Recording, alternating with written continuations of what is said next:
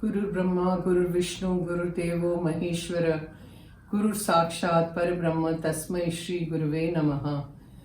Om Bhavatapa Pranashinne Ananda Dhanamurtaye Jnana Bhakti Pradayine Matastubhyam Namo Namaha. Jai Ma, Jai Ma, Jai Ma. Okay. You see, this person has asked a question, and I do read all the notifications that you people send, comments or anything.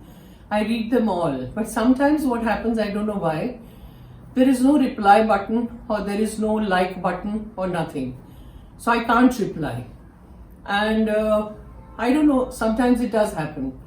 So I thought instead of, struggling with all that, I'll make a video and I'll talk to you about it. So this will come a little later, but I hope you're there to see it. Okay, so the question that you have asked is, suppose your guru is a bona fide spiritual guide and you have pledged certain amount of financial seva towards your ashram in his presence. You carry out your Nam Jap diligently, however, you become careless as far as the financial pledge is concerned.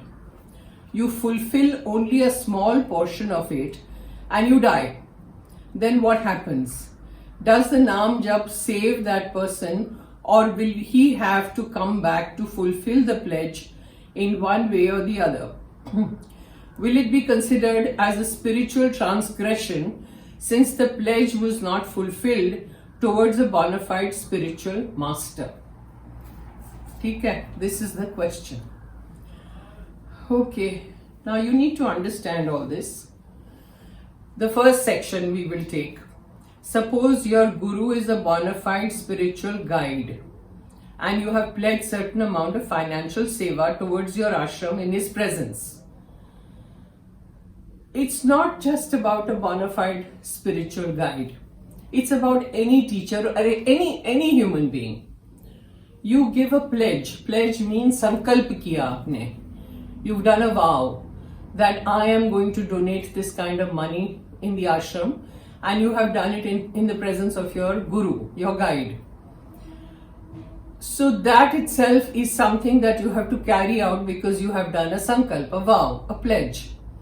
It's not about being careless. It's about the intent not being there.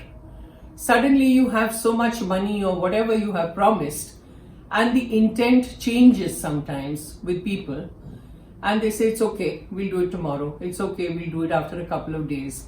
So that intent has to be right, first of all. Now the promise that you have given to your spiritual teacher or your guide or your guru is not the only thing. Even if you give a promise to your neighbor, if you give a promise to somebody close to you or anybody for that matter, you have to abide by it. Ma was very particular about this. Ma always said, like somebody went to Ma and said that, should I do this or should I do that? Ma never imposed anything on anybody. She never said, ye karo, because if she says and gives you a command that, you have to do this, and if you don't do it, the consequences are very grave. So she never put any of her devotees in that kind of a situation where they were bound by what she had to say. So she would say whatever you feel like. If you feel like, do it. If you don't feel like, don't do it.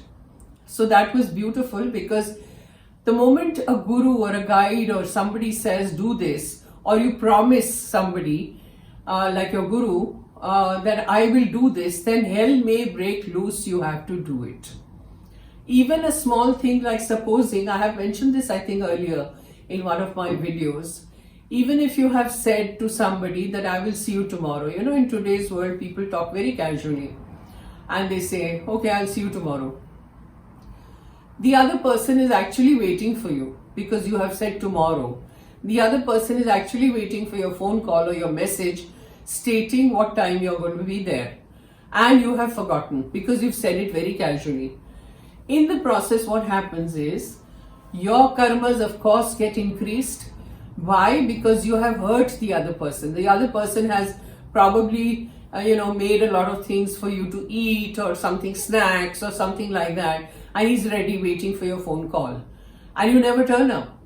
So you have actually hurt the other person by not abiding by what you have said, and so your karmas become more and more and more. So especially on the spiritual journey, you have to be very careful of what you say. Now, supposing you want to go, your intention is to go and meet the person tomorrow, or your intention was to do this seva and give the money to the ashram, but you're not sure whether you will be able to do it or not, then all you have to say is, my intent is there, but I'm not sure whether I will be able to do it, but I will try. Now, in that you're not bound because you have not committed to anything. So that kind of a thing is okay.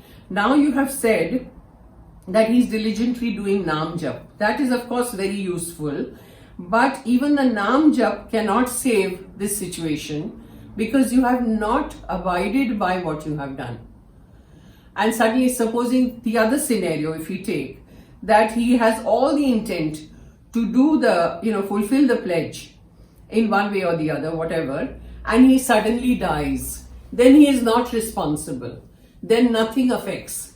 It's not supposed to be a crime because he had the intention of doing it, but suddenly he dies.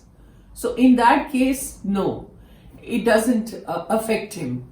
But otherwise, yes, it does affect. Then you have said, is it considered to be a spiritual transgression? Yes, since the pledge was not fulfilled towards your master. Yes, it is a crime because you have committed and you have not done it. So I've written a few points. Let me just go through it and see if I have covered everything. Firstly, you have to understand that your guru or your bona fide master is not a human being. He's a representative of God. Okay, so it's like you're directly talking to God and saying, I'm going to be doing this. And then if you don't do it, I'm sure you understand what the consequence would be. Secondly, that faith within you has to be very firm. That my guru is a representative of God. That faith has to be there constantly with you. Only then you will be able to perform. But if you consider that this is a human being and it's okay, I've said something today and I'll think about it, no, then it doesn't work. And that's why they say, when you appoint a guru or when you find a guru or the guru finds you, you have to be 100% sure that this is the guru I'm looking for, or this is what I need to do. You can't change gurus every day. Or today you have a guru and you've stuck to him, and tomorrow you decide, okay, I don't want this guru, now I want another guru. That doesn't work. And that's why Ma was very particular again. She said, Guru agar chahiye to bahut socho. Think a lot before you actually go to a guru. And don't jump into something. Okay? Now pledge, you said financial pledge, right? So it's not just about financial, it is a moral pledge also. Like I said, if you have promised somebody that you will be coming, there is no finance involved in that. But if you have promised that yes, I'll be there, you have to abide by it. Whether it is raining, there is a storm, there is thunder, you'll have to do it. Otherwise, say, I'll try. Then, I think I've covered everything, that the karmas get increased.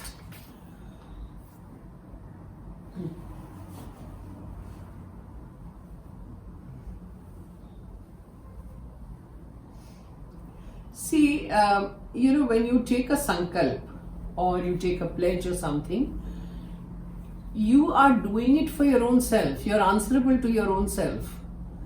Nobody outside, God doesn't punish you. Nobody punishes you. But it is you yourself who are getting punished, because this vow or pledge that you do is yourself. You are doing it to yourself. So it is your own self that will be answerable to all the actions that you do in life. But if a person dies, fair enough. He could not fulfill.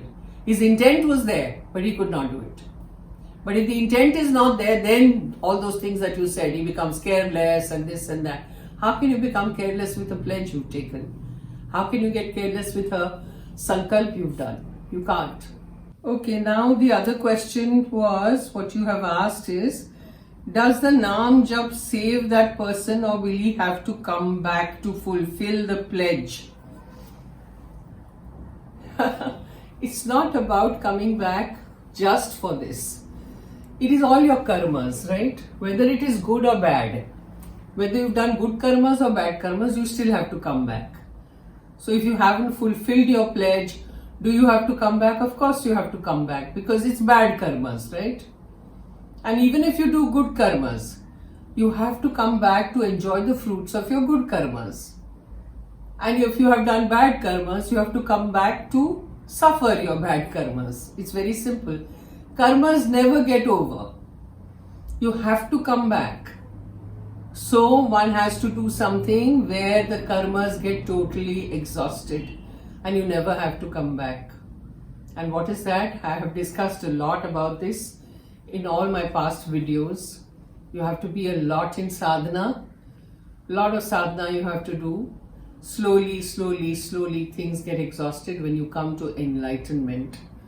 Till then, nothing. You have to keep coming back to enjoy the good karmas or suffer the bad karmas. So I think I have answered your question, and that's it. So give me a comment, because I couldn't reply. And there are lots of other people also who give notifications. Sometimes the reply, I don't know why it's not there. I'm not tech savvy, so I really don't know why that happens. It's just not there. I don't see the reply or anything over there, and I'm hunting for it. That how do I reply? But there is nothing there. So sometimes this does happen. So thank you. Jai Ma. Om Bhavatava Pranashinne Ananda Ghanamurtaye Jnana Bhakti Pradayine Matastubhyam Namo Namaha. Jai Ma. Jai Ma.